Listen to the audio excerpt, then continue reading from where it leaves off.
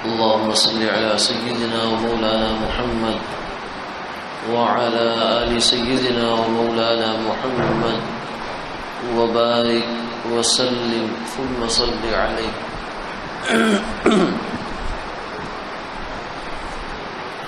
بسم الله الرحمن الرحيم. نحمده ونصلي ونسلم على رسوله الكريم. اما بعد. درس سیرت میں سن 6 ہجری کے کچھ واقعات کا تذکرہ چل رہا ہے.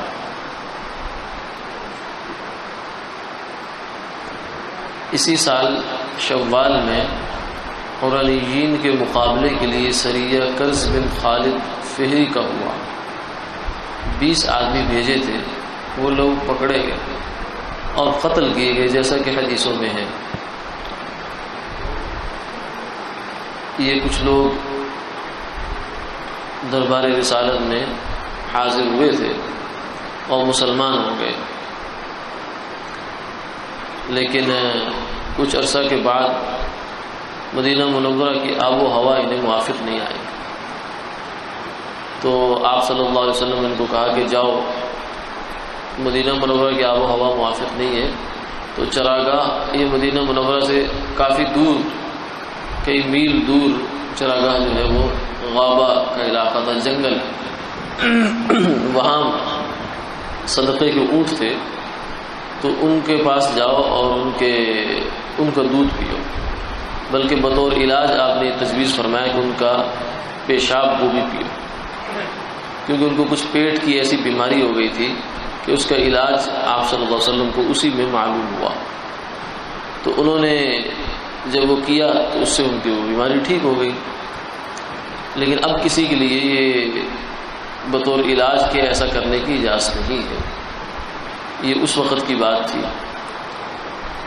جب وہ ٹھیک ہو گئے تو پھر انہوں نے جو وہاں چرواہے تھے، اونٹوں کو چرانے والے، ان کو قتل کر دیا، خود مرتد ہو گئے اور اونٹوں کو آگے لگایا اور نکل گئے. ادھر آپ صلی اللہ علیہ وسلم کو خبر ملی کہ ایسے ایسے کر کے ان لوگوں نے چرواہے کو بھی قتل کر دیا، اونٹ بھی لے کر نکل گئے، وہ کہ ڈاکہ کیا ایک طرح سے. تو آپ نے کرز بن خالد فہری کو جو ہے وہ بھیجا، 20 آدمی بھیجے جنہوں نے ان کو پکڑ لیا. پھر آپ نے ان کو جو ہے وہ بڑے عبرتناک طریقے سے ان کو قتل کیا گیا. ان کی آنکھوں میں سلائیاں لگائی گئی، کیونکہ انہوں نے جو چرواہے مارے تھے اونٹوں والے، ان کے ساتھ وہی کچھ کیا. جو کچھ انہوں نے ان کے ساتھ کیا وہی انصاف کے طور پر، قصاص کے طور پر ان کے ساتھ کیا گیا. یہ غزوہ بھی اسی سال ہوا ہے، یہ سریہ بھی. پھر حدیبیہ کے بعد غزوہ غابہ واقع ہوا، جس کا نام غزوہ ذی قرد بھی ہے. یہ ایک تالاب ہے اور غابہ ایک مقام ہے مدینہ طیبہ کے قریب ہے. یہاں آپ کے کچھ اونٹ چل رہے تھے کہ عبد الرحمن فزاری راعی کو قتل کر کے اونٹ ہانک لے گیا اور آپ کچھ آدمی لے کر تشریف لے چلے. سلمہ بن اکوع نے اس روز بہت کام کیا. یہ ایک صحابی تھے، عجیب کمال کے آدمی تھے کہ بہت جنگی صلاحیتیں ان کے اندر تھی. فرماتے تھے کہ تیز رفتار گھوڑا مجھے نہیں پکڑ سکتا، اور میں گھوڑے کو پکڑنا چاہوں تو پکڑ لیتا ہوں. اتنی تیز رفتاری سے دوڑا کرتے تھے. اور پھر تیر انداز بہت کمال کے تھے. ایک اکیلے آدمی نے اتنا بڑا جو ہے وہ کام سر انجام دیا کہ دشمن اونٹ لے کر بھاگ گیا. اب ان کو خبر ہوئی تو یہ اس کے پیچھے پیچھے بھاگ لیے.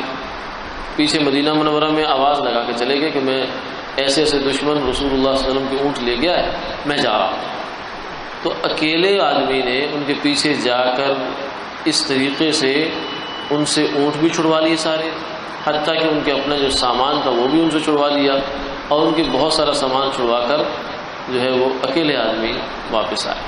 آپ صلی اللہ علیہ وسلم پھر پیچھے سے لشکر لے کر تشریف لے گئے، لیکن تب تک وہ دشمن کو بھگا چکے. پھر آپ صلی اللہ علیہ وسلم نے ان سے فرمایا کہ ہاں سلمہ اب کیا ارادہ ہے؟ تو کہنے لگے یا رسول اللہ، اگر آپ مجھے چند لوگ میرے ساتھ کر دینا تو میں ان کو پکڑ کے لے آؤں، کیونکہ ابھی وہ اگلی منزل پہ پہنچے ہوں گے تو وہاں جا کے ابھی انہوں نے سانس نہیں لیا ہوگا کہ ہم جہاں پہنچیں گے ان کو. تو آپ نے فرمایا نہیں، ایسی بات نہیں ہے. اللہ نے وحی کے ذریعے سے آپ کو بتایا کہ وہ اگلی منزل پر جا کر اطمینان سے کھانا وانا کھا رہے ہیں. اس لیے اب تمہارے جانے کا کوئی فائدہ نہیں ہے۔ تو اس روز سلمہ بن اکوع رضی اللہ عنہ بہت کام کیا اور ان کو ذی قرۃ تک بھگاتے چلے گئے اور سب اونٹ چھڑا لیے۔ صحیح مسلم میں تفصیل سے قصہ مذکور ہے۔ اور حضور اقدس صلی اللہ علیہ وسلم حدیبیہ سے مدینہ منورہ واپس آ کر 20 روز تقریباً ٹھہرے۔ صلح حدیبیہ ہوئی اور اس صلح کو اللہ تعالیٰ نے فتح مبین قرار دیا۔ فتح مبین اس وجہ سے بھی ہے کہ اس کے بعد خیبر فتح ہوا، اور اس وجہ سے بھی کہ یہ فتح مکہ کا پیش خیمہ بنے، اور وہ بہت بڑی فتح تھی۔ تو صلح حدیبیہ سے جو ہی آپ کی واپسی ہوئی ہے 20 دن کے بعد غزوہ خیبر واقع ہو گیا۔ آپ صلی اللہ علیہ وسلم صبح کو وہاں پہنچے۔ خیبر یہودیوں کی بستی تھی، مدینہ منورہ سے کافی دور فاصلے پر تھی۔ یہ مرکز تھا اس زمانے میں یہودیوں کا، یوں سمجھے پوری دنیا میں سب سے بڑا یہودیوں کا مرکز خیبر ہوا کرتا تھا۔ یہاں کے مدینہ منورہ میں جو 3 بڑے قبیلے تھے، یہ بھی جب یہاں سے نکلے مدینہ سے پھر بھی خیبر میں جا کے آباد ہو گئے۔ تو وہاں آپ صلی اللہ علیہ وسلم صبح کے وقت میں آپ وہاں پہنچے۔ وہ لوگ ابھی کھیتی کے آلات سیدھے کر رہے تھے۔ جب انہوں نے آپ کو دیکھا تو فرمایا محمد والخمیس، یعنی آپ صلی اللہ علیہ وسلم تشریف لے آئے اور دروازہ بند کر لیا۔ آپ نے محاصرہ فرما لیا۔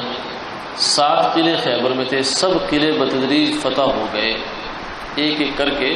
بہت سارے قلعے تھے خیبر کے اندر، بتدریج ایک ایک کر کے فتح ہوتے گئے۔ آپ صلی اللہ علیہ وسلم نے قلعے فتح ہونے کے بعد خیبر کے یہودیوں کو جلا وطن ہونے کا حکم دیا۔ یہی وہ موقع تھا جہاں سیدنا علی کرم اللہ تعالی وجہہ کی منقبت کا ایک واقعہ ظاہر ہوا کہ آپ نے فرمایا خیبر کا قلعہ فتح نہیں ہو رہا تھا، تو آپ نے فرمایا کہ صبح میں ایک ایسے آدمی کو جھنڈا دوں گا کہ جس سے اللہ اور اللہ کے رسول محبت کرتے ہیں، یا جو اللہ اور اللہ کے رسول سے محبت کرتا ہے۔ صحابہ کرام فرماتے ہیں کہ ہم یہ بات سن کر ہر ایک کے دل میں ایک تمنا تھی، ایک امنگ تھی کہ کاش یہ خوش قسمت انسان میں ہوں۔ فرمایا کہ اللہ اس کے ہاتھ پر خیبر کو فتح فرما دے گا۔ چنانچہ جب صبح ہوئی سب لوگ منتظر کہ کس کا نام لیا جاتا ہے، کون خوش نصیب ہے، تو آپ نے فرمایا کہ علی کو بلاؤ۔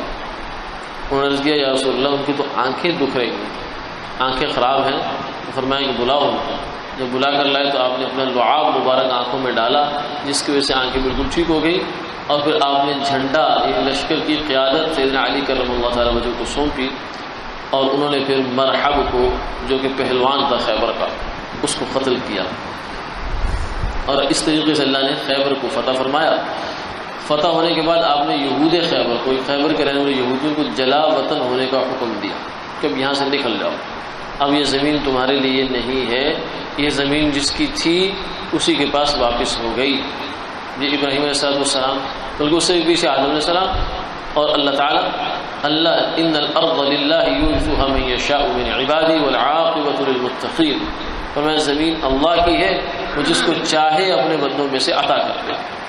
تو اللہ تعالیٰ نے یہودیوں سے یہاں سے بے دخل کیا، اور آپ صلی اللہ علیہ وسلم نے ان کو جلا وطن ہونے کا حکم دیا، ان کے مال، ان کے باغات اور زمین سب ضبط کر لیا۔ یہودیوں نے عرض کیا کہ آپ کو یہاں کے مزدوروں کی حاجت ہو رہی، یعنی آپ ابھی کھیتی باڑی میں اتنے ماہر نہیں ہیں، اور اس علاقے کی خاص طور سے آب و ہوا کیا ہے، کیسے کام ہوتا ہے، کیسے کھجوریں لگیں گی، کب پھل آئے گا، کیا طریقہ ہوگا، آپ کو زیادہ اس کا تجربہ نہیں ہے، لہذا آپ ہمیں جلا وطن کرنے کے بجائے ہمیں یہیں پر رکھ لیں، ہم آپ کے مزارع بن کے گویا یہاں رہ جائیں گے، زمینیں آپ کی، غلے بلے بھی آپ کے، لیکن ہم یہاں صرف کام کریں گے، اس کے بدلے میں ہمیں کچھ مل جایا کرے گا، تو اس لیے آپ ہمیں جلا وطن نہ کریں، یہ کام ہم یہاں سے کرتے رہتے ہیں۔ آپ صلی اللہ علیہ وسلم نے یہ بات قبول فرمائی اور ارشاد کیا کہ جب تک ہم چاہیں تمہیں رکھیں گے، کوئی معاہدہ نہیں ہے اس کے لیے، کوئی زمانہ طے نہیں ہے، کوئی معاہدہ طے نہیں ہے، جب تک ہماری منشا ہوگی ہم تمہیں یہاں رکھیں گے، جب ہمارا دل چاہے گا، منشا ہوگی، ہم تمہیں یہاں سے نکلتا کریں گے، جب چاہیں نکال دیں گے۔ اور بٹائی پر خدمت کے لیے ان کو رکھا، پیداوار میں سے نصف حصہ ان کا مقرر فرما دیا، زمین کی پیداوار کا کہ کام وہ کریں گے، زمین مسلمانوں کی، پیداوار آدو آدھ۔ یہیں سے علماء نے مزارعت کا جواز نکالا ہے کہ ایک صورت تو یہ ہوتی ہے کہ جس کی زمین ہے وہ خود ہی کاشت کرے، خود ہی اس کو کھیتی باڑی کرے، دوسری صورت یہ ہوتی ہے کہ بعض دفعہ اس کے پاس خود وقت نہیں ہے یا صلاحیت نہیں ہے، تو وہ کسی دوسرے انسان سے کہتا ہے کہ تم اس زمین کو بیجو اور اس کے اندر سے جو کچھ نکلے اس کو ہم آپس میں بانٹ لیں، اسے مزارعت کہتے ہیں۔ تو یہ یہودی خیبر کے ساتھ جو آپ صلی اللہ علیہ وسلم کا معاملہ ہوا وہ اسی قسم کا تھا۔ تو زمین کو اس طریقے سے دینا جو ہے وہ جائز ہے، اس میں کوئی حرج کی بات نہیں ہے۔ پھر حضرت عمر رضی اللہ تعالیٰ نے اپنے زمانہ خلافت میں جبکہ جزیرہ عرب کو کفار سے خالی کرانا منظور ہوا تو یہودیوں کے خیبر کے یہودیوں کو بھی یہاں سے نکال دیا، وہ سب شام کو چلے گئے۔ خیبر کے سے متصل ایک موضع فدق تھا، خیبر کے پاس ایک جگہ تھی فدق، جہاں کے باغ کا قصہ جو ہے بڑا مشہور ہے۔ وہاں کے لوگوں نے آپ سے اس طرح صلح چاہی کہ آدھی زمین فدق کی آپ کو دیں اور آدھی اپنے پاس رکھیں، آپ نے قبول فرما لیا۔ خیبر کی جو غنیمت ملی تھی اس میں سے حضرت صفیہ، حضرت دحیہ رضی اللہ تعالیٰ عنہ صحابی ہیں، ان کے حصے میں آئی تھی۔ آپ نے ان سے لے کر آزاد کر کے ان سے نکاح کر فرما لیا۔ آپ خیبر میں تشریف رکھتے تھے کہ حضرت جعفر بن ابی طالب رضی اللہ تعالیٰ عنہ، یہ علی رضی اللہ عنہ کے بھائی تھے، وہ مکہ مکرمہ سے ہجرت کر کے مدینہ حبشہ چلے گئے تھے۔ شروع میں ہم نے اس کو پڑھا کہ ہجرت سے پہلے مکی زندگی میں دور میں وہ ہجرت کر کے حبشہ چلے گئے تھے، اور وہاں سے پھر یہ لوگ 6 ہجری کے سال میں مدینہ منورہ پہنچے۔ مکہ مکرمہ نہیں گئے بلکہ مدینہ منورہ تشریف لے گئے، وہیں مہاجر حبشہ کے ساتھ وہاں تشریف لائے، اور انہی کے ساتھ کشتی پر ابو موسیٰ اشعری رضی اللہ تعالیٰ عنہ اشعر قبیلے کے بہت سارے لوگوں کو لے کر آئے، اور اسی جگہ خیبر میں ہی ایک یہودی عورت نے دستی کے گوشت، یعنی اس کو پتہ چلا کہ آپ صلی اللہ علیہ وسلم جو دستی کا گوشت ہے بکری کی اسے پسند فرماتے ہیں، اس نے کیا کیا، اس نے کہا میں دعوت کرتی ہوں، اور اس گوشت میں زہر ملا دیا، زہر ملا کر آپ کو دیا۔ آپ صلی اللہ علیہ وسلم نے ایک لقمہ منہ میں ڈالا اور فرمایا کہ اس دستی نے مجھ سے کہہ دیا کہ مجھ میں زہر ملا ہے۔ اللہ تعالیٰ نے بتا دیا، وہ علم دینے پر، اطلاع دینے پر پوری طرح قادر ہے، تو وہ چاہے تو پتھر کو بلوا دے، چاہے تو وہ بکری کی دستی سے بلوا دے۔ فرمایا کہ اس نے مجھے بتا دیا ہے کہ اس میں زہر ہے، اور پھر اس زہر کا بعض روایت میں آتا ہے کہ آپ صلی اللہ علیہ وسلم تک پر وفات کے قریب بھی اثر ظاہر ہوا۔ اس لیے بعض حضرات نے فرمایا کہ آپ کی جو وفات ہے وہ گویا کہ زہر کے نتیجے میں ہے، اور اس درجے میں ظاہری سبب کے طور پر بھی آپ صلی اللہ علیہ وسلم کو شہادت کا رتبہ حاصل ہے۔ اسی غزوے میں گدھے کے گوشت کی حرمت بیان فرمائی۔ اس سے پہلے گدھے کا گوشت حلال تھا، کھایا جاتا تھا، لیکن غزوہ خیبر کے موقع پر آپ نے فرمایا کہ گدھے کا گوشت حرام ہے۔ اور اسی غزوہ میں متع کی بھی ممانعت فرمائی۔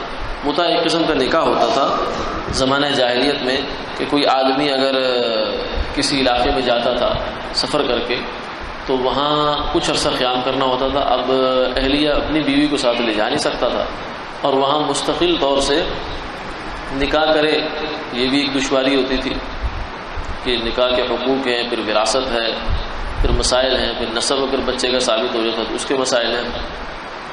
تو اس کے لیے شروع کے زمانے میں اسلام کے آنے سے پہلے اس طرح کا ایک سلسلہ تھا کہ عارضی طور پر نکاح کر لیا جاتا تھا کسی خاتون سے، اور پھر جب تک رہے بعد میں اس کو طلاق دے دی، لیکن اسلام نے، آپ صلی اللہ علیہ وسلم نے اس کو منع فرما دیا۔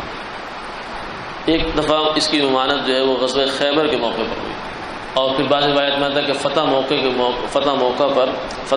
کے موقع پر کچھ بالکل محدود مخصوص وقت کے لیے آپ نے اس کو حلال فرمایا، اور پھر فرمایا کہ اب یہ قیامت تک کے لیے حرام ہے، اب اس کی کوئی دوبارہ مباح ہونے کی، حلت کی کوئی گنجائش نہیں ہے۔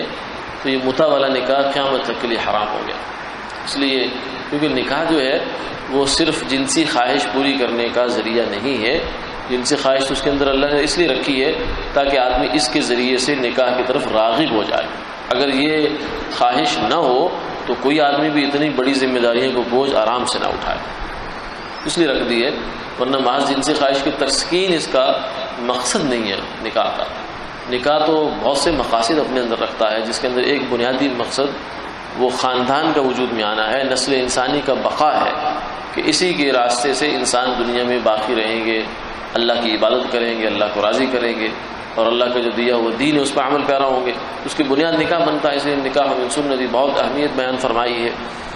تو متع کا جو نکاح ہوتا ہے اس کے اندر صرف جنسی تسکین ہی ہوتی ہے، انسان لذت محسوس ہوتی ہے، وہاں کوئی نہ اس کا جو ہے وہ بچے پیدا کرنا مقصود ہے، وہاں نہ نسل بڑھانا مقصود ہے، نہ ہی ہمیشہ کے لیے کوئی خاندان بنانا، ذمہ داریاں اٹھانا مقصود ہے۔